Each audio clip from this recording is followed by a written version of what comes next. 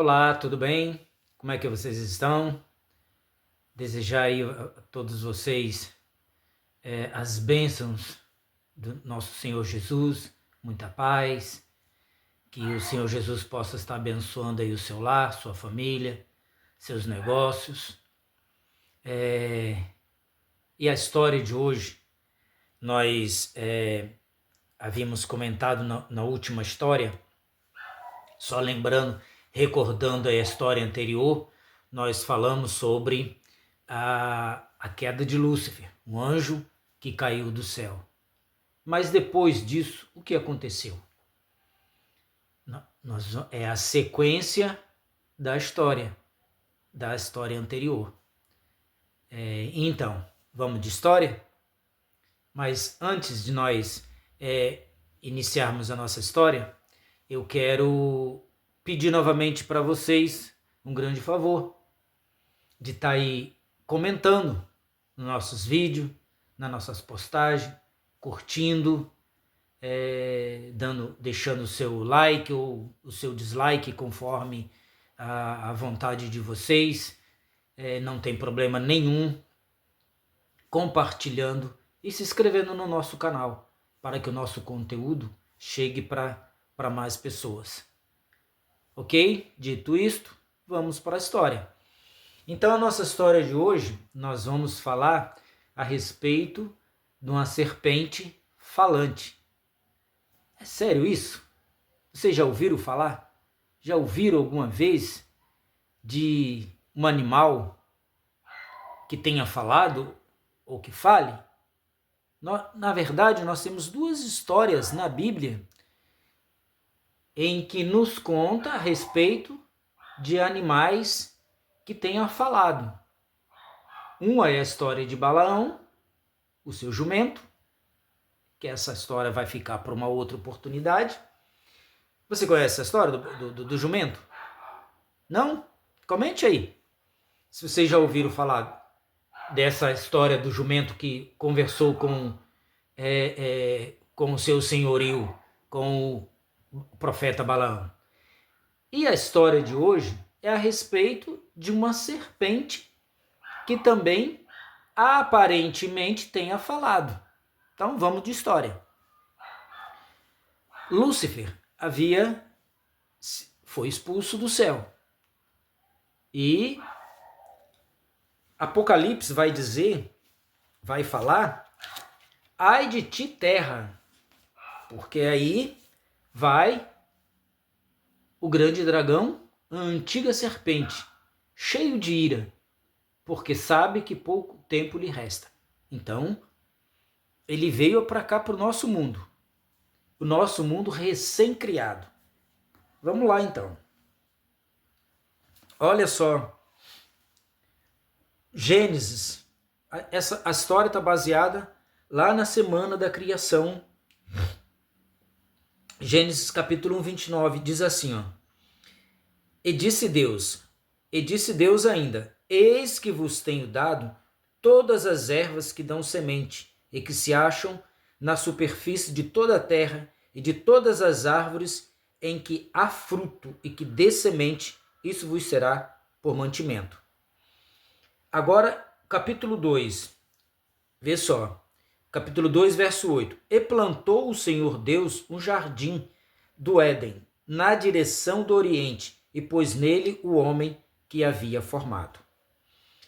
Verso 9. Do solo fez o Senhor Deus brotar toda sorte de árvores agradáveis à vista e boas para alimento, e também a árvore da vida no meio do jardim, a árvore do conhecimento do bem e do mal.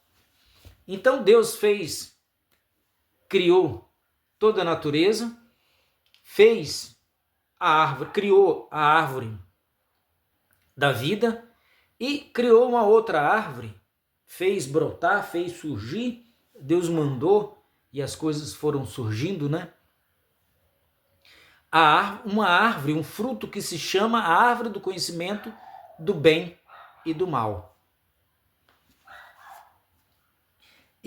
E Deus chamou então o casal recém-criado, Adão e Eva, e diz assim, ó, verso 15: Tomou, pois, o Senhor Deus ao homem e o colocou no jardim do Éden para cultivar e o guardar. Verso 16: E o Senhor Deus lhe deu a seguinte ordem: De toda árvore do jardim comerás livremente. De toda árvore eles poderiam comer. Verso 17: Mas da árvore do conhecimento do bem e do mal não comerás, porque no dia em que dela comeres, certamente morrerás. Essa foi a ordem explícita de Deus ao casal. Capítulo 3 diz assim: Mas a serpente, mais sagaz que todos os animais selváticos que o Senhor Deus tinha feito, disse à mulher: É assim que Deus disse: Não comerás de nenhuma árvore do jardim? Vocês se lembram da ordem de Deus? Vamos ver de novo? E o Senhor Deus, verso 16, e o Senhor Deus lhe deu a seguinte ordem: De toda árvore do jardim comerás livremente, mas a árvore do conhecimento do bem e do mal não comereis, porque no dia em que dela comeres, certamente morrerás. A serpente já disse para Eva, disse para a mulher, que nessa ocasião só existia o casal. Era somente Adão e Eva. Eva, por alguma razão, se afastou de Adão, se afastou do marido e foi caminhando pelo jardim, conhecendo o jardim. E ela se aproximou da árvore do conhecimento do bem e do mal. E ali ela ficou admirada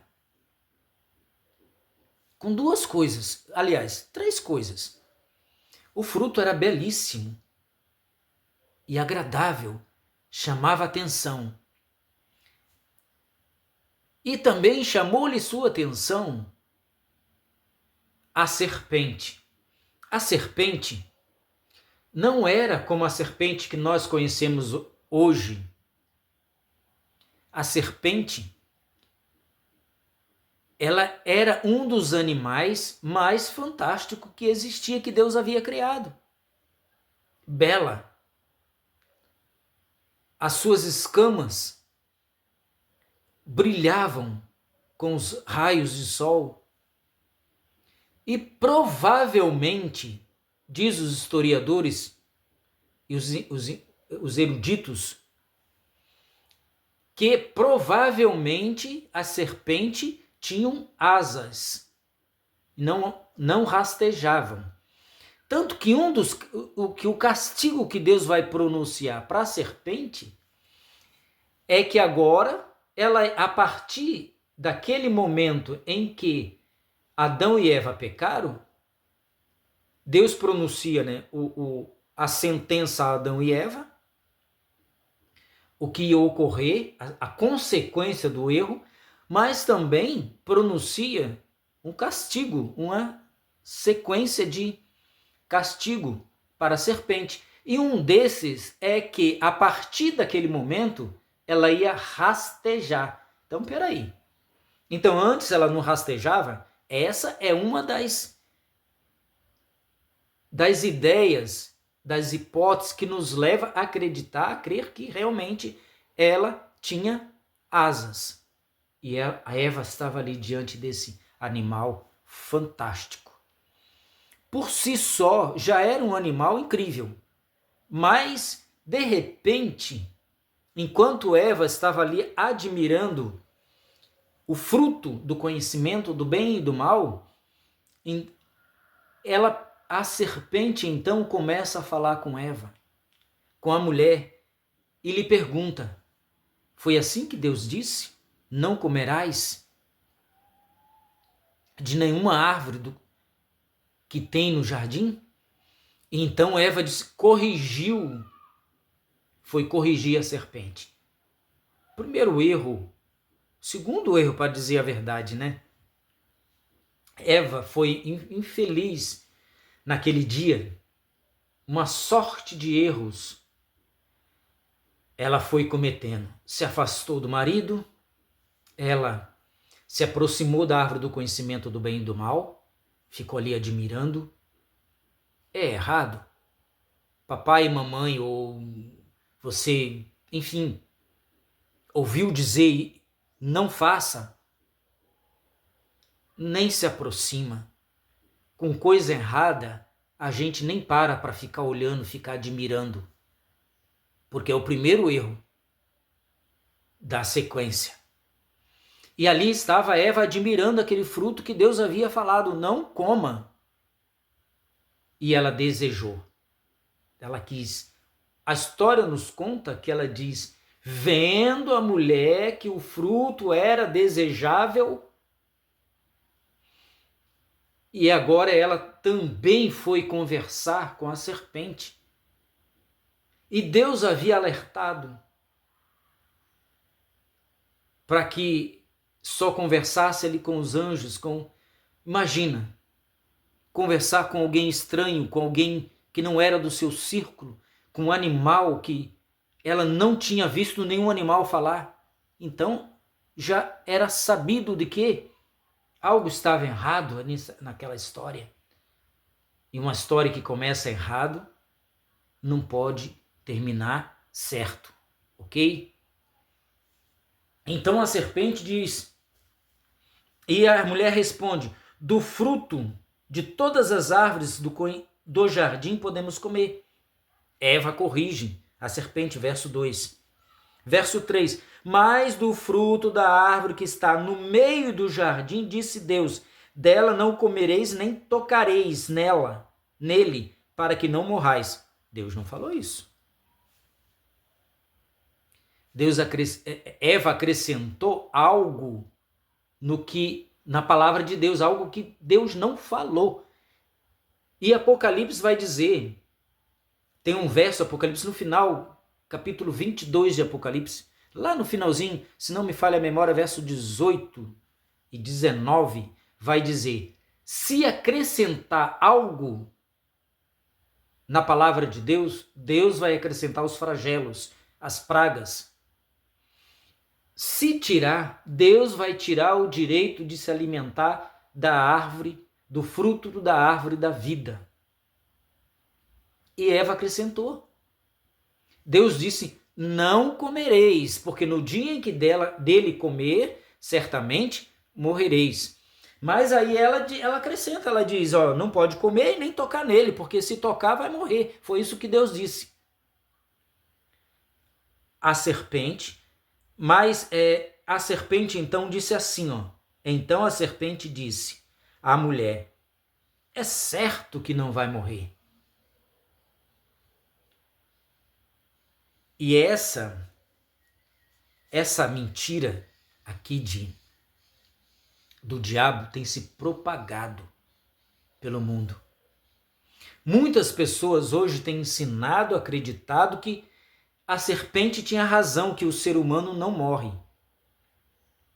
Então, o primeiro ser que disse que o ser humano não morre, que tem uma alma vivente e que, enfim, não morre, foi a serpente, foi o diabo. Deus disse, se pecar, vai morrer. Mas essa história de não vai morrer, dessa mentira que a serpente contou, o diabo contou lá para Adão e Eva, a respeito da morte, nós vamos deixar para uma outra história. Eu vou trazer para vocês, ok?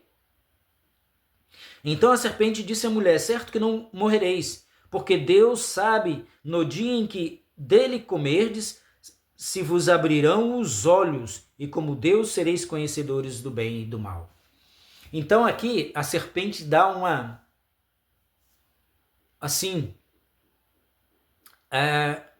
algo para que Eva desejasse ainda mais. Eva já estava desejando aquele fruto, mas uma razão, um motivo pela qual Eva desejasse ainda mais aquele fruto.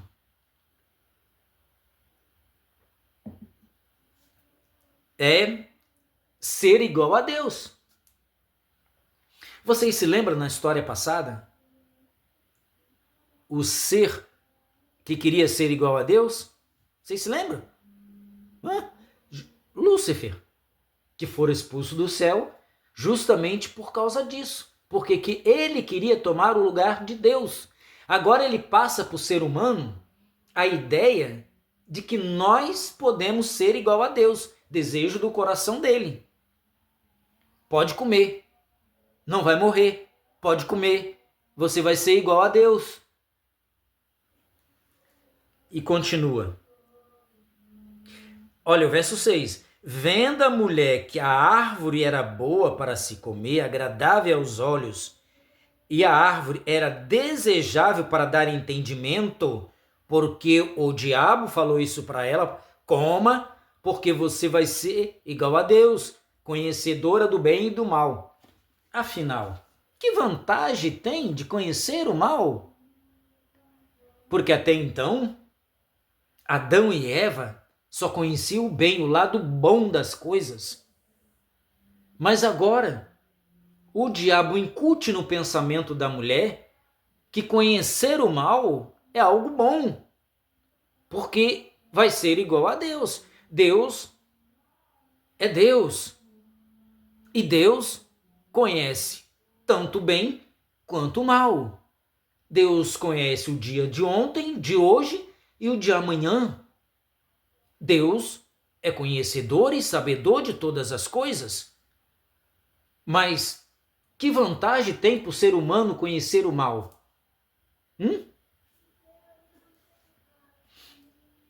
Tomou-lhe do fruto e comeu e deu também ao seu marido. O verso 17. Ela comeu desse fruto e leva para Adão. E agora, verso 17. E Adão disse... verso 7, desculpa. E abriram-se então os olhos de ambos e perceberam que estavam nus. Assim que comeram, eles perceberam que algo havia acontecido. Que algo de estranho agora estava acontecendo com eles. Eles percebem a nudez. Eles percebem que agora eles não têm mais a luz que revestia o seu corpo, o corpo de cada um deles, que era a luz divina.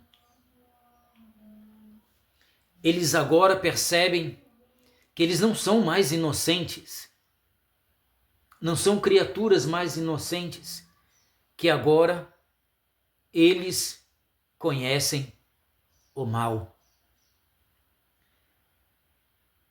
E então, quando eles, verso 8, Deus vem procurar Adão e Eva.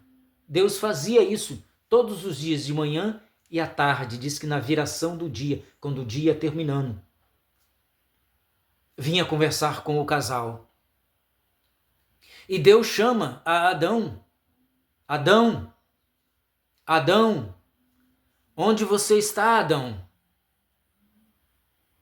Deus dando oportunidade para Adão se apresentar, para Adão vir, porque agora o casal estavam se escondendo de Deus. Ora. Como assim? O ser humano se escondendo do Deus Criador, do Deus que o ama e que deu todas as coisas a ele, do Deus que cuida. Agora eles estão com medo, envergonhados do que haviam feito. E Deus chama. E Deus chamou o Senhor Deus ao homem e lhe perguntou: aonde vocês estão? Verso 10. E então ele respondeu, o homem responde: eu ouvi a tua voz, tive medo e me escondi. E Deus lhe perguntou: o que fez vocês perceberem que estavam nus? E então ele diz: então disse o homem: a mulher que me deste por esposa, ela me deu da árvore e eu comi. Percebe como já mudou a fala deles? Adão imediatamente joga a culpa em Deus, porque Deus que deu a mulher para ele, e joga a culpa na mulher. Na mesma mulher que era para ele cuidar e proteger, a mulher que ele chamou de idônea, de companheira, agora é culpada. E agora Deus se vira para a mulher e pergunta: o que você fez? Por que fizeste isso, mulher? E ela respondeu: a serpente. A serpente é culpada. Culpando novamente a Deus, porque quem é o criador da serpente? Quem criou a serpente? Deus. E quando nós jogamos a culpa em alguém, nós não estamos só culpando a pessoa, estamos culpando o Criador e culpando a pessoa. E ali agora Eva joga a culpa na serpente, culpa da serpente. Se desvencilhando da culpa. Verso 14: então o Senhor Deus disse à serpente: visto que isso fizeste, maldita és entre todos os animais domésticos, e o és entre todos os animais selváticos. Rastejarás, lembra do verso que eu falei? Aqui, ó, verso 14. Rastejarás sobre o teu ventre e comerás o pó todos os dias da sua vida. E a mulher, verso 16, multiplicarei sobremodo os sofrimentos da tua gravidez, e em meio a dores darás à luz a filhos, e o teu desejo será para o teu marido, e ele te governará. Verso 17, olha o castigo de Adão.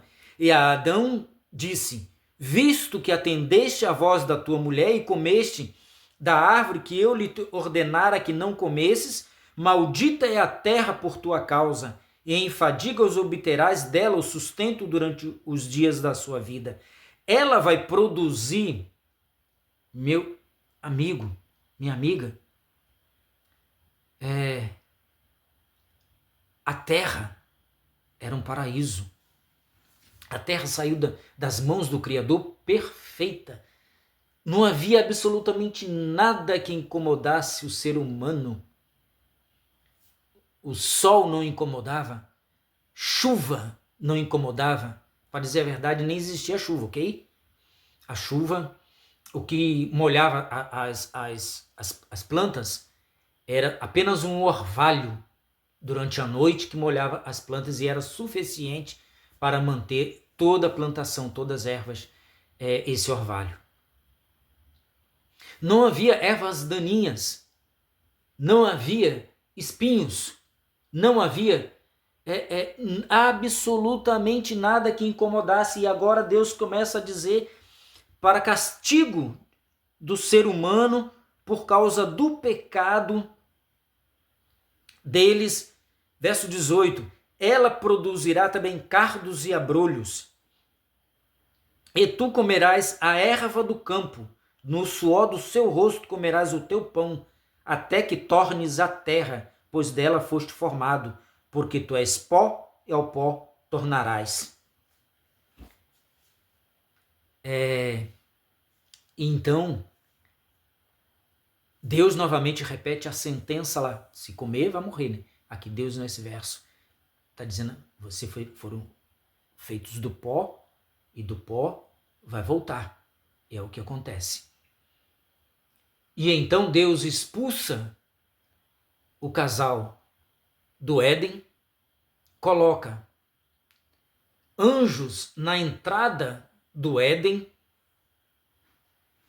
Na entrada do Éden, está aqui o verso 23 e 24, para a gente estar finalizando a nossa história. O Senhor Deus, por isso, o lançou fora do jardim do Éden, a fim de lavrar a terra e de que fora tomado. Antes, eles tinham tudo. Tudo. A terra produzia para o ser humano. Agora eles tinham que plantar sob o sol quente. A terra já não era mais a mesma. A terra ia produzir cardos e abrolhos, espinhos. Verso 24. E expulsou o homem, colocou querubins a oriente do jardim do Éden. Eu fugi de uma espada que se revolvia para guardar o caminho da árvore da vida. E assim foi o fim trágico e triste de Adão e Eva no paraíso, no Éden. Por causa da condescendência com o pecado, porque eles aceitaram a sugestão da serpente, né? Do diabo, deles experimentarem o pecado, algo que Deus havia falado. Não coma, porque no dia em que dela comeres, certamente morrereis. Essa história, meu amigo, minha amiga, nos faz refletir bastante no que Deus tem proporcionado para nossas vidas e que Deus tem nos dito a respeito sobre a vida e a morte e o que Deus tem nos ensinado. Deus vai restaurar todas as coisas e vai entregar ao ser humano novamente. Tudo restaurado. Você crê nisso? Da restauração do nosso mundo? Onde não vai haver mais pecado, morte, dor, sofrimento? Onde tudo que é errado, tudo que é mal ficará no passado? Verso Apocalipse. Tem um verso muito interessante. Apocalipse 21. O penúltimo capítulo da Bíblia. Verso 4. Olha, e Deus enxugará dos olhos toda lágrima, e a morte já não existirá. Já não haverá luto, nem pranto, nem dor, porque as primeiras coisas se passaram. E aqui finaliza a história de dor e sofrimento de um pouco mais de 6.000 anos de história. Desde que Adão e Eva pecaram e que entrou a morte no nosso mundo, e com a morte, a dor e o sofrimento. Deus promete restaurar o nosso mundo e devolver. Mas para aqueles que aguardam a sua palavra, que amam a Cristo Jesus, que Jesus possa abençoar a sua vida, que Jesus possa conceder paz, fé e possa crer na sua palavra para que possamos então participar e receber de Deus esse mundo restaurado. Jesus te abençoe e até a próxima história.